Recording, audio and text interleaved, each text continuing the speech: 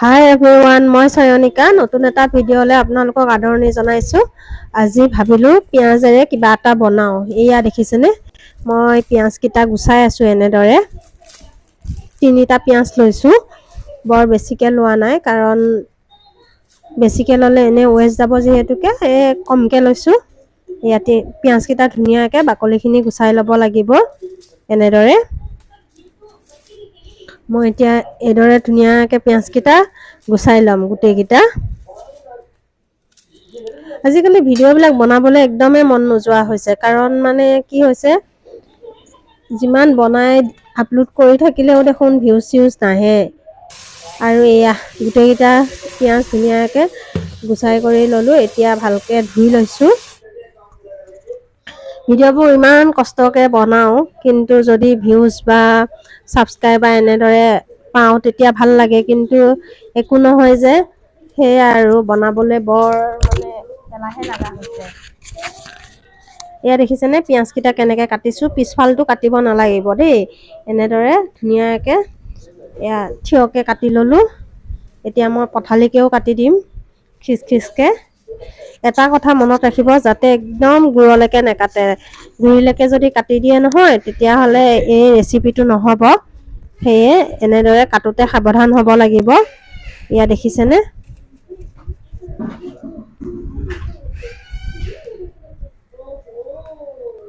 এয়া চাওক এনেদৰে হ'ব লাগিব। আৰু এতিয়া আৰু এটা টেকনিক আছে দেই, মই আটাইখিনি পিঁয়াজ এনেদৰে কাটি ল'ম। এতিয়া পঠালিকৈ এবাৰ, থিয়কৈ এবাৰ।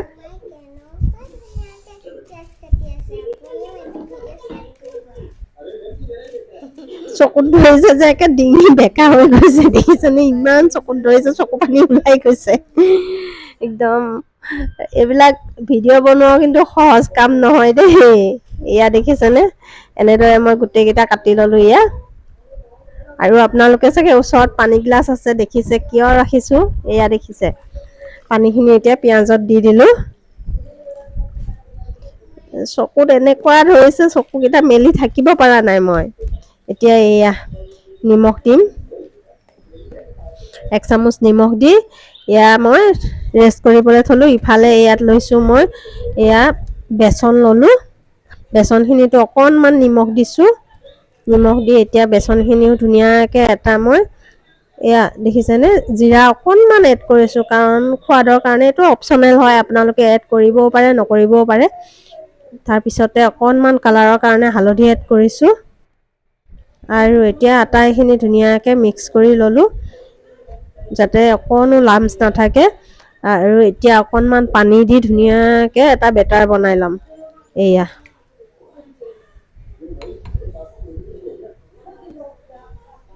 এনেদৰে ধুনীয়াকৈ একদম এটা সুন্দৰ ঘোল বনাই লৈছোঁ মই। এয়া আৰু 1 ঘণ্টামান পিঁয়াজকেইটা মই ৰেষ্ট কৰিবলৈ দিলোঁ। লগত 2টা আলুও কাটিছোঁ দেই, যেনেদৰে পিঁয়াজ কাটিলোঁ তেনেদৰে আলুকেইটাও কাটিলোঁ। ছোৱালীজনীয়ে কৈছে যে তাই বোলে আলুকেইটা খাব, সেয়ে তাইক আলুকেইটা বনাই দিম। এয়া পিঁয়াজটো দেখিছেনে, এতিয়া চাগে ওচৰৰ পৰা ভালকৈ ধৰিব পাৰিছে। এয়া চাওকচোন, একদম মই মানে এনেকৈ কাটিছোঁ। আৰু এই নিমখ পানীখিনিত যে থলোঁ, তেতিয়া চফ্ট হয়। সেয়ে নিমখ পানীত 1 ঘণ্টামান মই ৰেষ্ট কৰিবলৈ দিলোঁ।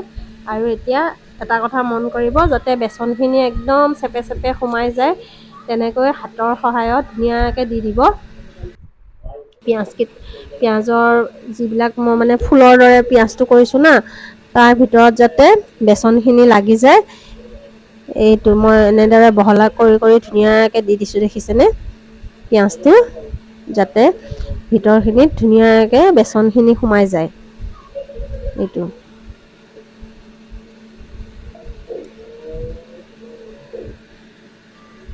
এনেদৰে আপোনালোকে গোটেইকেইটা পিঁয়াজ বনাই ল'ব লাগিব। এয়া মই বনাই লৈছোঁ গোটেইখিনি পিঁয়াজ। আৰু এয়া তেলত দি দিছোঁ। তেল অলপ সৰহকৈ দিলে বাৰু ভাল হয়, বেছিকৈ তেল দিলে মানে খুব ধুনীয়া হয়, কিন্তু মই কম তেলতে বনাইছোঁ। এয়া চাওকচোন, দেখিবলৈ ইমান ধুনীয়া হৈছে নহয়, একদম পদুম ফুল পাহৰ নিচিনা হয়। ৰিয়েল এই কেমেৰাত অকণমান মানে ধৰিবলৈ অসুবিধা হৈছে। ইয়াত চাওকচোন, দেখিছে, একদম যিটো পদুম ফুলৰ কলি, একদম দেখাত তেনেকুৱা হয়। এয়া আৰু এনেদৰে মই এয়া পিঁয়াজৰ চপকেইটা বনালোঁ। চাহৰ লগতো আপোনালোকে খাব পাৰে, বাচ্ছাক টিফিনো দিব পাৰে, আৰু মানে আপোনালোকে ভাতৰ লগতো পকৰি হিচাপত খাব পাৰে বা চপ হিচাপত। ভিডিঅ'টো কেনেকুৱা লাগিল জনাব, আৰু ভাল লাগিছে যদি আপোনালোকেও এদিন ঘৰত ট্ৰাই কৰি চাব। আৰু যদি মোৰ ভিডিঅ'টো ভাল লাগিছে লাইক কমেণ্ট কৰিব দেই।